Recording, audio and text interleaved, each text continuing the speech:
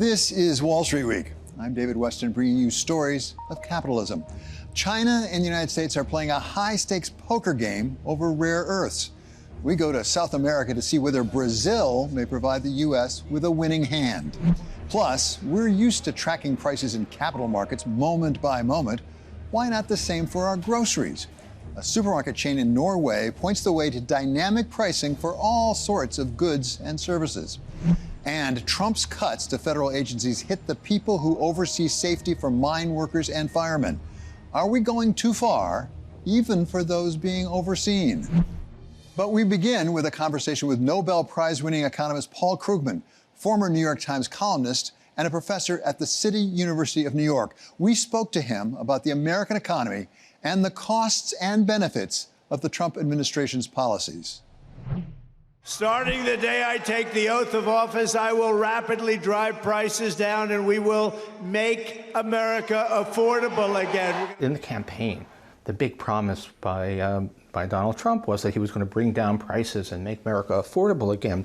And everything he's done is the opposite of that. So, if you were asking, imported goods are going up in price, and we're going to see a lot more than that of that. But vegetables are going up in price, and a little bit of that is tariffs, but a lot of that is farm workers are making themselves scarce because they're afraid that ICE will pick them up. If we're worried about housing costs, a lot of the construction industry's immigrant workers, and particularly the actual physical jobs, the guys actually up there on the roof, tend to be immigrants, many of them undocumented, and even the ones who are legal are afraid. Ultimately, I think what really matters is the standard of living. Yeah. For Americans across the board. What are we doing to the standard of living? Are we improving it, or are we actually turning it down? Oh, no, this is clearly all negative for the standard of living.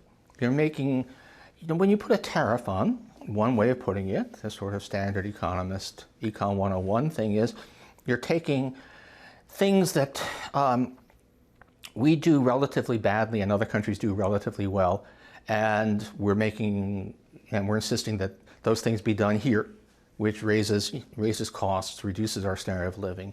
If we look at the immigration policies, the really important thing about immigration in America is that the immigrants do not do the same jobs that native-born Americans do. They're very concentrated in a limited number of industries and occupations, which are very much complementary to the jobs that native-born Americans do. And by driving out the immigrants, we are reducing the productivity, reducing ultimately the living standard of the native-born workers. Trump tariffs are a part of the story that Krugman knows well. His Nobel Prize was awarded in 2008 for work on trade patterns. But he says the tariffs themselves might not be the biggest problem. Consistent tariffs are bad, but not as bad as legend has it, right? Everybody's said Smoot-Hawley caused the Great Depression. That's not remotely true. And if you run even Trump's tariffs as they stand at the moment through a sort of standard model, they will reduce GDP by something like 0.5 percentage point in the long run. It's serious, it's bad, it does terrible things to U.S. credibility because we're breaking all of our agreements, but it's not a huge thing. What we've never had before is tariffs where nobody knows what the tariff rates will be next month, let alone, a year, 2 years from now. It's this complete, utter chaos. It's sort of the whims of the president, and then the question of whether the courts even allow him to do what he's doing, which wreaks havoc with business. Any investment a business makes right now has a good chance of turning out to be a really bad investment because the tariff rate isn't what you thought it would be. What about margins for corporations? Because typically you might see it show up there. It's suggested that part of the reason we're not seeing tariffs is some of it's being absorbed by exporters, some by importers, and some by consumers. The exporters are not absorbing very much. We have independent data on prices actually charged by foreign countries for their exports to the United States, and those have not gone down. So it does not look as if foreigners are absorbing a significant amount. It does look like U.S. businesses have so far absorbed a significant amount. Partly that's because they rushed inventory in, they rushed imports in to front-run the tariffs. Partly because they're not sure if the tariffs are here to stay. They don't want to raise prices and alienate consumers until they have no choice. But no, it looks quite significant. And it's really important also to understand that, this is not William McKinley's world economy. This is not what Trump thinks it is. This is not a world in which you export manufactured goods and you export farm goods and that's it. This is a world of supply chains, complicated structures, and very many of the tariffs are actually being levied on inputs into U.S. manufacturing. So this is doing a lot to actually raise costs of U.S. businesses as well. So there isn't a lot of slack in the end. I'm enough of a, I may be kind of center-left, but I don't believe that businesses are making massive profits that can just be legislated away. So in the end, businesses won't be able to absorb them, and it's consumers. What about the stated goals of President Trump, whether he's achieving them or not? One of them is actually protect or bring back manufacturing jobs onshore of the United States. Is that a sensible goal? And by the way, how is it affecting the auto industry? Because the auto industry supposedly is one of the beneficiaries of all this. Yeah, the auto industry actually is sort of case in point for, this is not actually working. And it's for the auto industry, a lot of it has to do with the fact that there isn't a U.S. auto industry. There's a North American auto industry. It's very integrated with Canada and Mexico. Parts of an individual car may cross a border 7 or 8 times before you end up with a finished vehicle. And all of this stuff is adding costs. So the auto industry is particularly ill-suited. Steel and aluminum. What do you make cars out of? And we have tariffs on steel and aluminum. Could there be an ironic, unintended effect, which is actually as you put more and more pressure on the costs for manufacturers, they automate more. So it doesn't turn into jobs. It might turn into GDP. It doesn't turn into jobs. Well, just in general, even aside from the cost pressures specifically, if you ask yourself which industries might be induced to come back to the United States, it'll be industries where the labor cost disadvantage is not too large. We're not going to be bringing back apparel. There's just no way, unless you have just hundreds of % tariffs, that we're going to bring clothing manufacture back from Bangladesh to the Carolinas. What you can bring back conceivably are industries where they're very capital intensive. Robots do a lot of the work. So we may be creating more jobs for robots, but not a whole lot of jobs for U.S. workers. There is the effect, apparently, we hear from Secretary Bessent, on the deficit. That in fact we are putting a lot more money into the Treasury because of these tariffs. Is it helping us on the debt and deficit? Well, in the direct effect, look, tariffs are basically a tax. They're a sales tax that are levied on selected goods. It's a sales tax on goods that we import. And sure, if I put on a national sales tax, it would raise revenue and reduce the deficit. And a lot of economists have said the United States really should have a value-added tax, which is basically a sales tax, and most other advanced countries do that, and we kind of could use the money. So through a backdoor route, Trump is making America a little bit more like Denmark with a sales tax paying for part of the but it's really not going to be enough money. Secretary Bessent said it's like $300 billion. It's extremely unlikely that we'll get that much, although it's possible. If we're increasing tariff rates by around 15 points, that could get you to several $100 billion. But the idea that if you impose a tax, it raises money, that's not an exotic, that's not a policy triumph. That's just how budgets work. Are you concerned about the long-term permanent effects of what's happening right now, rather than just the ups and downs, the vicissitudes of an electoral system? What people don't, I think, fully realize is that on tariffs, almost everything Trump has done is probably illegal under U.S. law, but definitely a violation of international agreements. I mean, we built the world trading system, and I say we because that's the United States. The U.S. created this thing, which is a system of rules and laws. We've just ripped up a whole system of trading agreements, a system that we built over 90 years, because this really goes back to FDR. You don't put that back together, even if the next president says, okay, my first act is to undo everything Trump did. The United States will never be trusted again. We used to be a country where if we made an agreement, that was an agreement. I mean, I was in the Reagan administration working on trade things, and there would be meetings in which some proposal would be floated.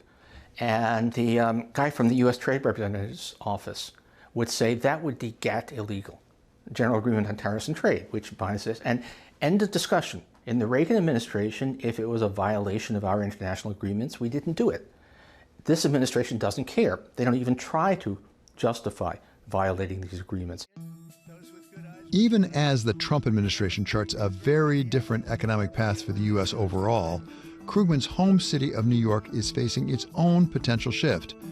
As the self-proclaimed Democratic Socialist Zoran Mamdani is ahead in the polls for the mayoral race, Krugman is more sanguine about what that could mean.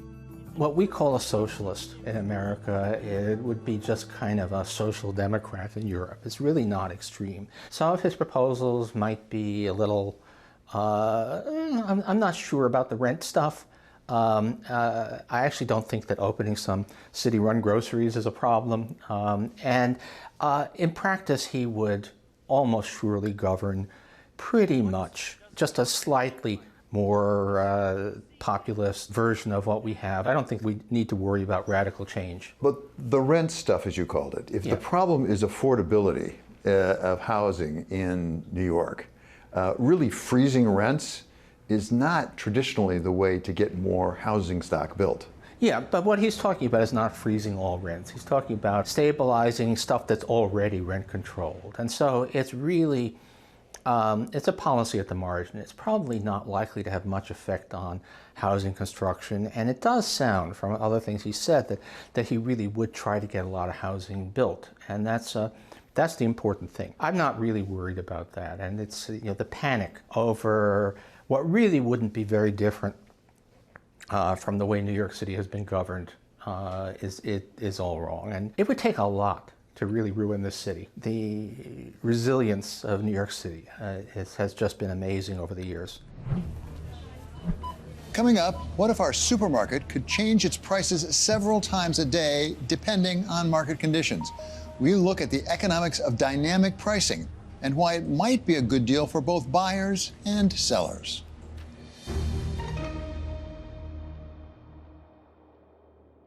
This is a story about making a market, bringing willing buyers and willing sellers together to agree on a price. When it comes to things like securities, commodities, and currencies, prices are set moment by moment. But what about goods and services? Why shouldn't the price of a dozen eggs float just the way the price of a stock or a bond does? It's electrical shelf labels that shows the price. It shows the product information that the customer needs. Basically just a paper label digitalized, and we are able to change the price within minutes if we want to. And for that matter, why leave it at the price of goods? What about a variable price for labor? Where we're at is that robots are deciding what prices are. Robots are deciding how much workers get paid. Call it what you will, dynamic pricing, surge pricing, or surveillance pricing. It all comes down to the same thing. Every firm has an incentive to charge a different price to different customers at different point in time. The reason is because if a consumer willingness to pay is changing, as a firm, what I want to do is to charge a high price when you're willing to pay high price, and charge a low price when you're willing to pay low price. John Zhang is a professor at the Wharton School of Business. As a firm, I really have an incentive to make sure that when you're willing to pay a high price, I'm going to charge you a high price. Dynamic pricing may sound revolutionary to some, but it's actually as old as the markets themselves. What's changed is the technology and, in some cases, the laws. If you go back probably hundreds of years and to the village of free markets, the vendors there obviously just use the dynamic pricing. They're going to change the price depending on who are the customers who show up, and also depending on when you're showing up. Modern-day dynamic pricing began in the 70s after the airlines were deregulated.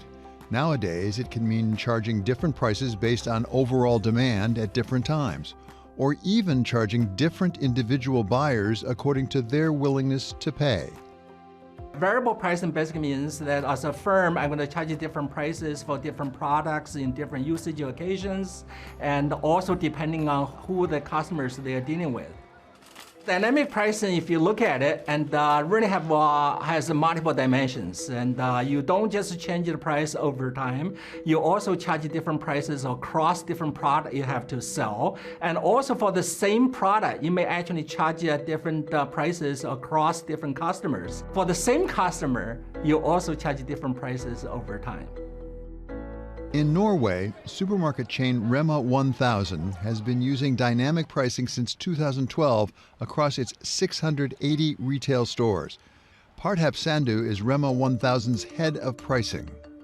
So the market in Norway is quite competitive. We want to be cheapest on Christmas soda, so we lower the price 10 cents lower than our competitors. And they might be having the same strategy as we have, so they'll go even 10 cents lower.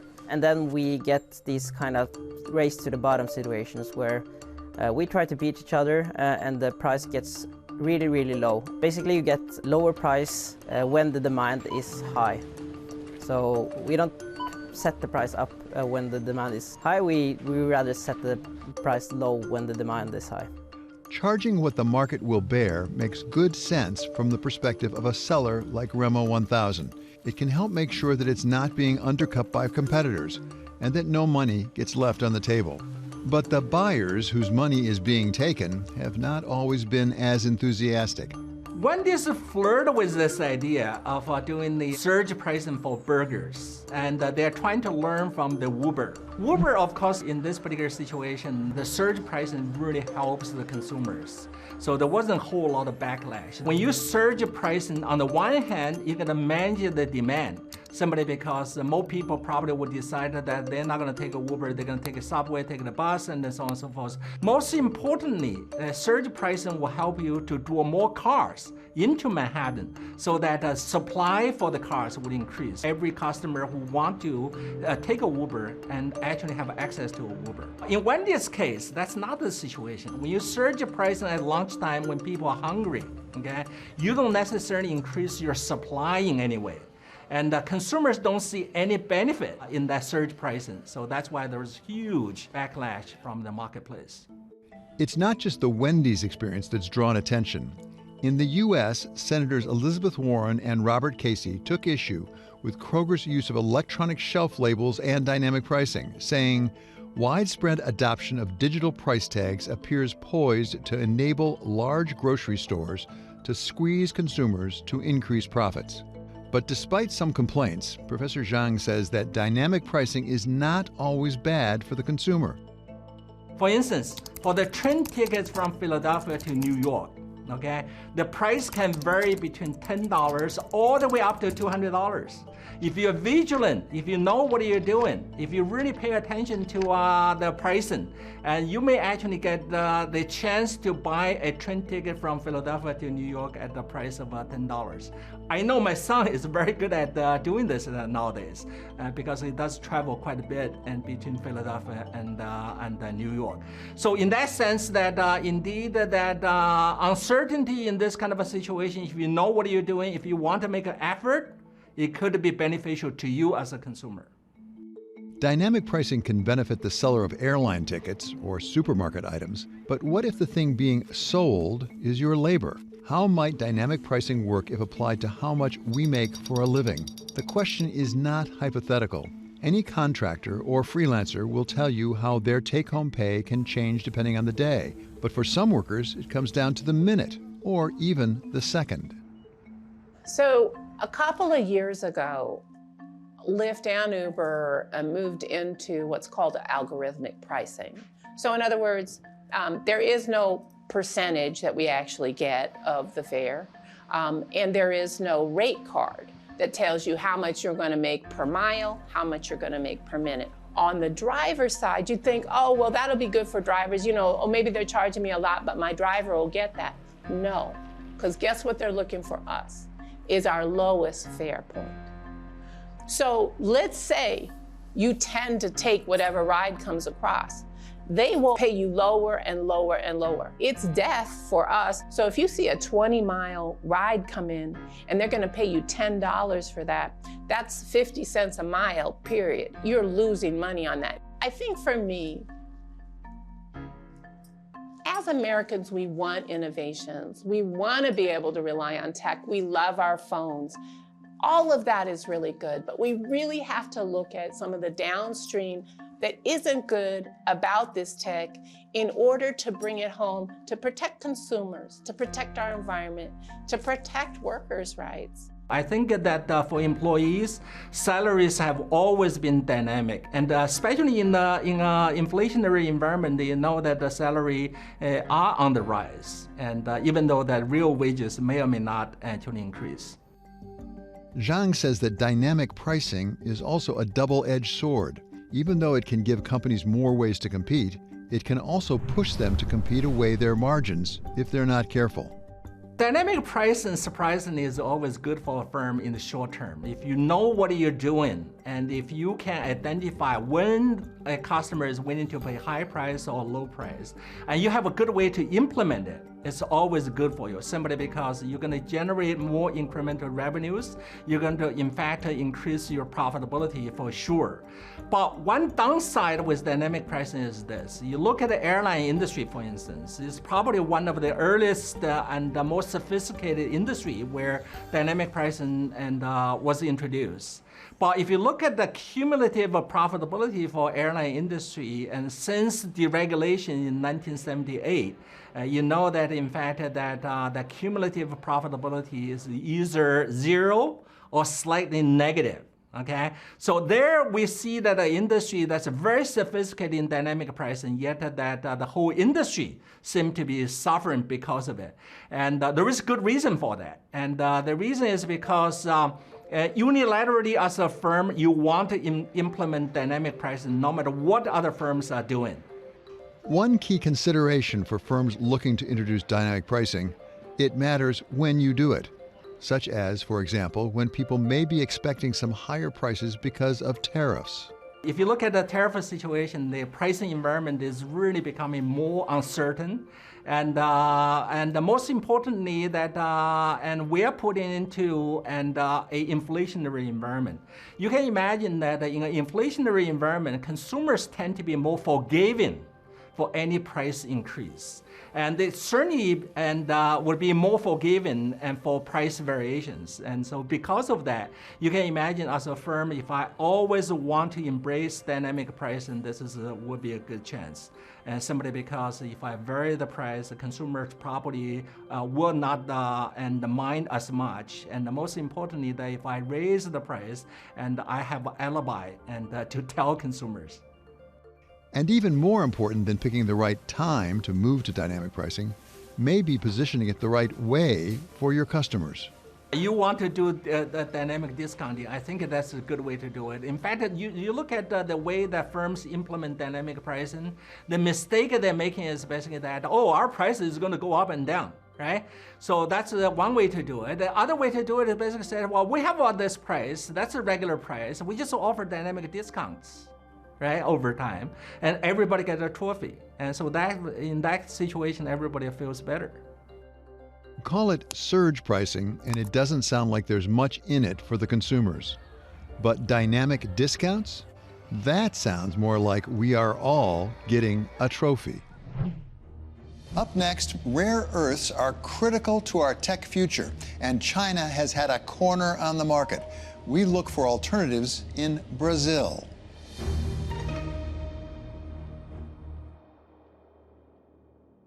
This is a story about a high-stakes game of poker between China and the rest of the world. To date, China has played one winning hand after another in the game of rare earth minerals, bluffing from time to get the world to play by its rules. But don't count out the underdogs. Our colleague David Gura takes us to Brazil to see how the international competition is shaping up.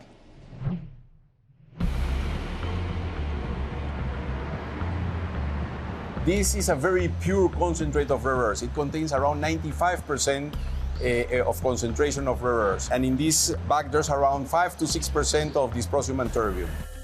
These are two of the 17 metallic elements that make up what are known as rare earth elements. Dysprosium and terbium are heavy rare earths used to create magnets in electric vehicles.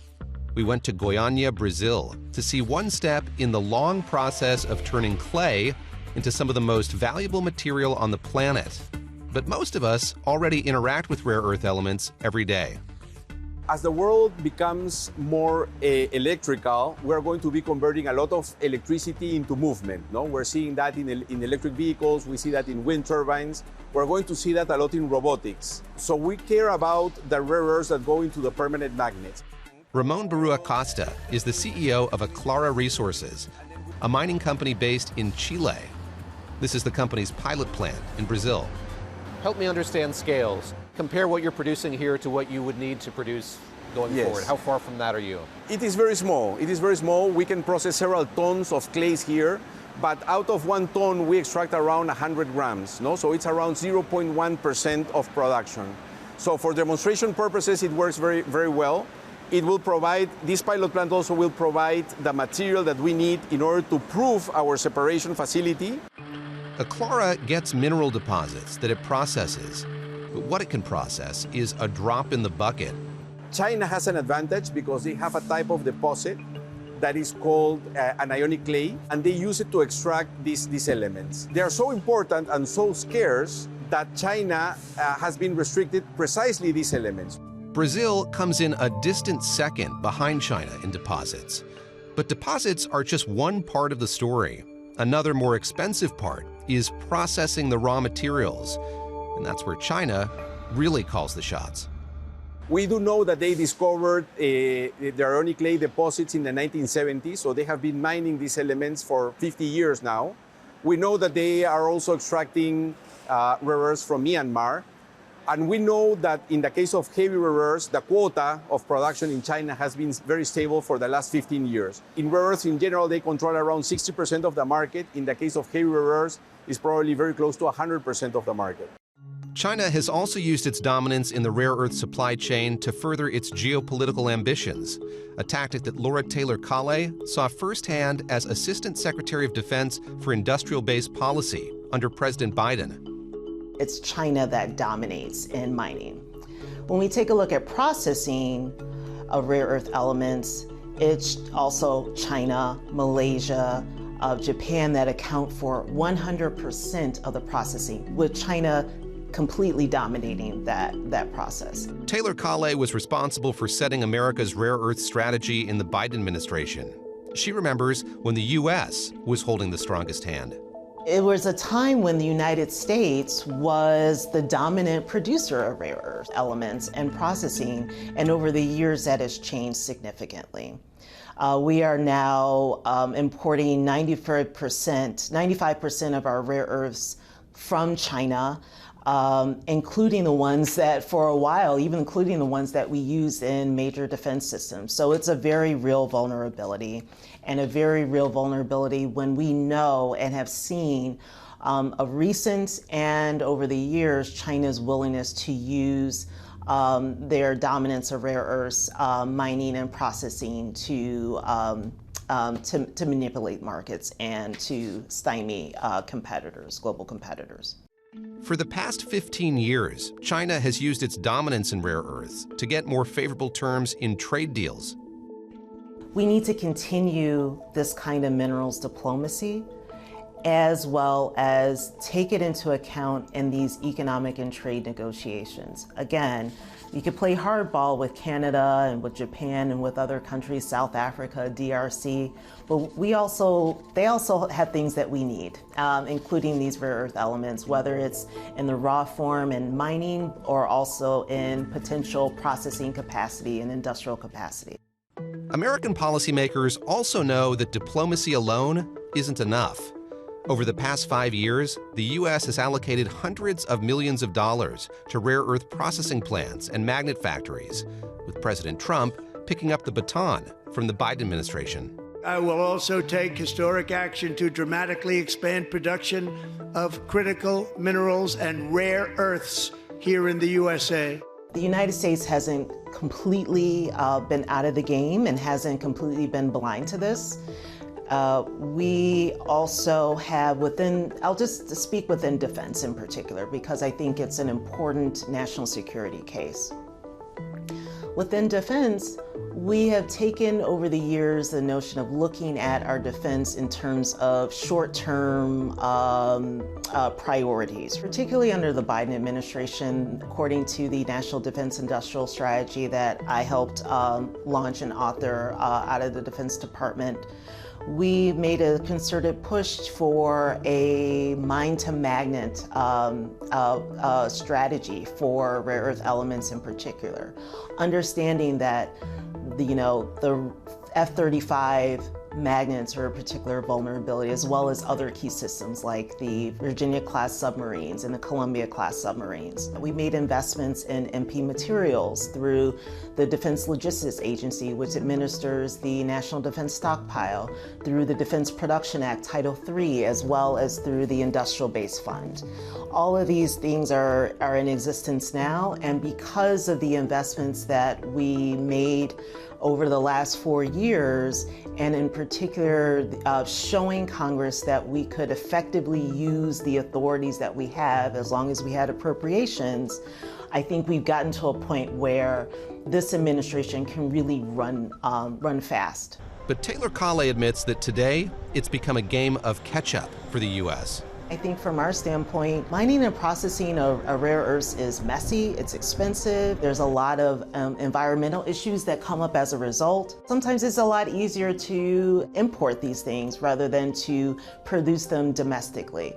We also don't have the workforce that can really support the processing and mining of rare earth elements and other critical minerals. China dominates in that sense as well.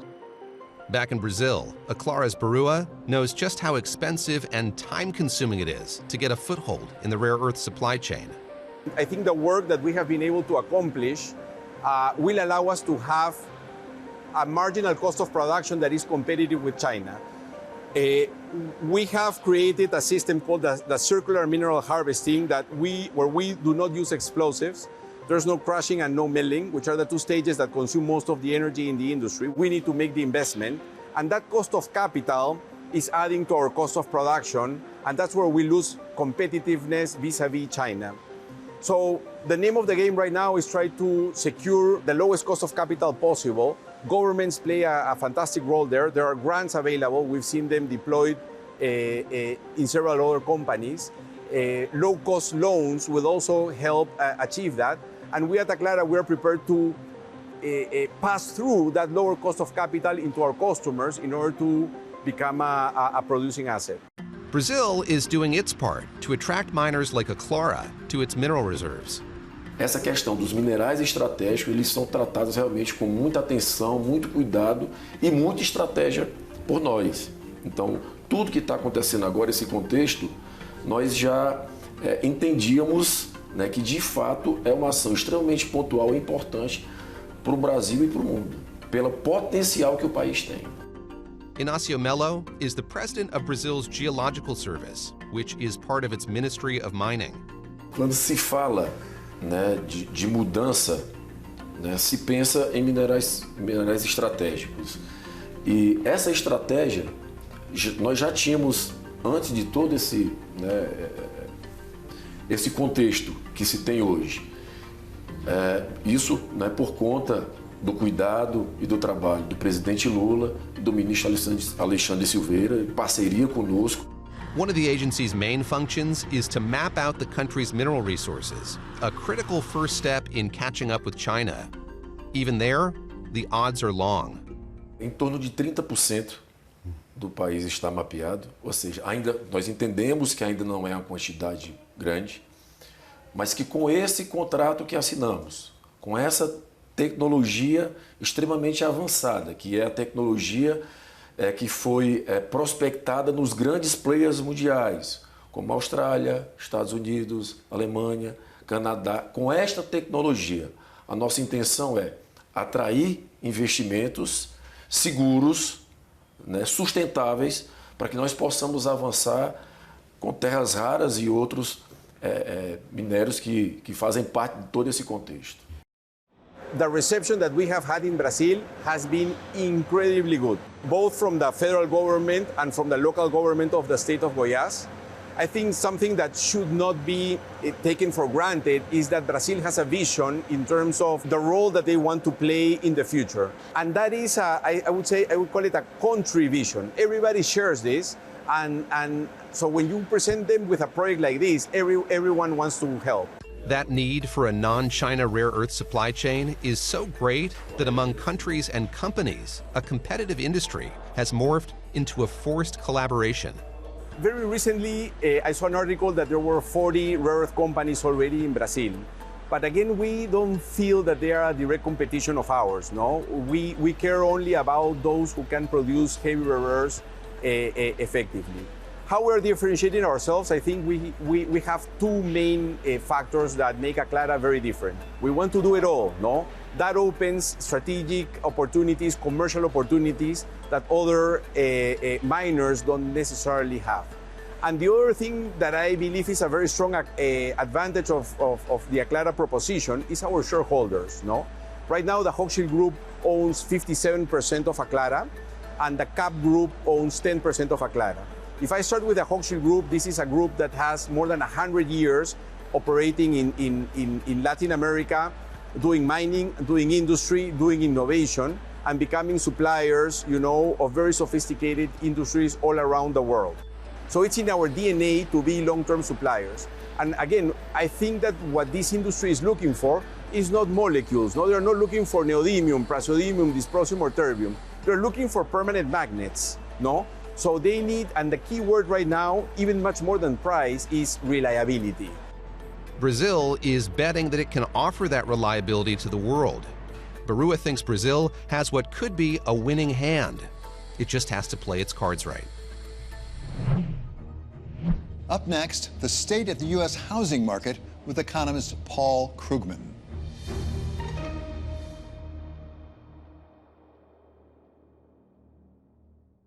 Affordable housing is an issue facing Americans across the country. Treasury Secretary Scott Bessent has suggested that President Trump may declare it a national emergency. Nobel Prize-winning economist Paul Krugman says he has a point. You've written that one thing the Trump administration is getting right is a housing crisis. We had the Treasury Secretary say they're right to say that there is one. Exactly, there is a housing crisis. Why is there a housing crisis, and how do we know? Well, just look at the price of houses. It's gone up way faster than overall inflation. And there are different measures, and if you just look at the price of houses, it's very clear. If you look at various measures of the implicit rent, it's not up quite as much, but it's still up quite a lot. And it's really interesting. We had a housing bubble in the 2000s, which was limited. There was a housing bubble on the coasts, but not in the interior. Places like Atlanta and Dallas and Houston did not see housing prices skyrocket because they could just build more housing. They just sprawled further. This time, it's across the board. It's all of America is experiencing rapidly rising housing prices. And what it looks like, the same stuff. We're sitting in New York, and in New York, getting anything built is really hard. There's a lot of regulations. In Atlanta, there's a lot less regulations except for one thing. In most places, you cannot build anything but single-family houses. And what Atlanta was able to do for a long time was you just keep sprawling further and further, and you build more single-family houses out at the edges of the built-up area. We've now reached the point where the sprawl has reached its limits, where the available land for greenfield housing developments is so far from the center of the metropolitan area, and the traffic is so bad that you might as well not be in metropolitan Atlanta at all. And so all of a sudden, these places that were easily able to accommodate rising demand by building more houses can't. You can build housing even in a dense environment. Tokyo is surprisingly cheap, believe it or not, but you have to allow it. And we've reached a situation where, for somewhat different reasons, but the zoning land use restrictions basically prevent America from building remotely enough housing. And this is becoming a big problem. When the Trump administration has found an emergency, they haven't hesitated to have some fairly powerful, some would say draconian actions. Yeah. If they go forward on housing, What could those actions look like? Well, that's the problem, right? I mean, if you ask seriously, why is housing so expensive? Well, a lot of it is land use, especially now single-family restrictions, and then there's construction costs. So if you really wanted to do something about it, you'd say, let's have a federal intervention to make it prevent localities from blocking construction of more housing, of multifamily dwellings, whatever. And let's also try to increase the supply of construction labor and reduce the prices of construction materials. And what we actually have is, if you read the Project 2025 manifesto, it's absolutely pro-NIMBY. Single-family housing is what America's about, and localities, the federal government should not at all interfere with local localities that want to block housing. So that's out. We've imposed tariffs, 35% tariffs at the moment on Canadian lumber. That's not great for housing construction. And we're trying to expel immigrants who make up a lot of the construction workforce. So everything they're doing is kind of wrong. Now, what I'm afraid of is they'll say, oh, the reason housing is so expensive is because all these immigrants are taking up the space, which would be a response. It would be a disastrous response because it would actually, the impact on housing demand would be minimal. The impact on housing supply would be really bad. But they may use this as yet another excuse to crack down on immigration. We've also heard suggestions out of the administration, the real problem is the Fed, that if they would just bring down interest rates, then it would affect mortgage rates and people would have more money to invest in housing, we get more housing built. Yeah, well, the Fed can certainly reduce interest rates in the short run. And if we were the kind of country where people typically had floating rate mortgages that keyed off, Treasury bill rates or something like that, like Britain, where the rates vary month by month depending on market interest rates, then they could do that. But we are a country where, I think it's a good thing, where by and large people get 15 or 30-year mortgages, which are not indexed to interest rates. And the thing is, if you pressure the Fed to cut interest rates, to basically to print money, that will reduce short-term rates for a while. But in general, it will actually increase long-term rates because people will start to expect more inflation. And so if Trump succeeds in politicizing the Fed, it probably means higher mortgage rates. It probably makes housing actually less affordable. You've self-identified as, I think, a slightly left-of-center economist. Yeah. Do we still have right-of-center economists? It's credible academic economists, unlike the Milton Friedmans of years past? Economics is full of reasonable, professionally reputable center-right guys, or what used to be center-right. I mean, it's not at all. It's a selection thing. It's not like sociology or something where the profession is pretty left-of-center. Economists have, we teach about the virtues of free markets. There's a lot of about the dangers of excessive inflation. So there's a lot in economics that is appealing to someone who has got a kind of a center-right political orientation. And I could easily run through and find you plenty of people who are reputable economists, good publication records, high rank on Google Scholar, who would have been considered conservative 20 years ago, put it that way. They are not wanted. The most amazing thing about this is we have all of these people. I mean, he's a little old now, but John Taylor Rule. John Taylor is definitely a conservative. Has always backed Republicans. He's also a very fine economist really made his mark on macroeconomics. I think he spent a long time thinking I could be the next chairman of the Fed. Never happened. And what's happened now is the modern Republican Party, this predates Trump, although it's become even more extreme, they actually want people who are not reputable economic scholars. They want the Art Laffers, the Larry Kudlows, the Stephen Moores. They want the people who are, as Greg Mankiw, a center-right economist, once called them, charlatans and cranks. They want the people who tell you that tax cuts pay for themselves and are partisan loyalists. And it looks like actually having a professional reputation is actually a negative from the point of view of our current political leadership, because somebody who has a serious professional reputation, they might be tempted to take a stand on principle. You never know. You can't trust that. I mean, actually, that kind of happened. I mean, when I was in the U.S. government, I worked for Marty Feldstein, who was a traditional center-right, highly reasonable, good economist. I disagreed with him about some things, but it wasn't a huge gulf, and he became totally persona non grata with Republicans because he was too reasonable. That does it for us here at Wall Street Week. I'm David Weston. See you next week for more stories of capitalism.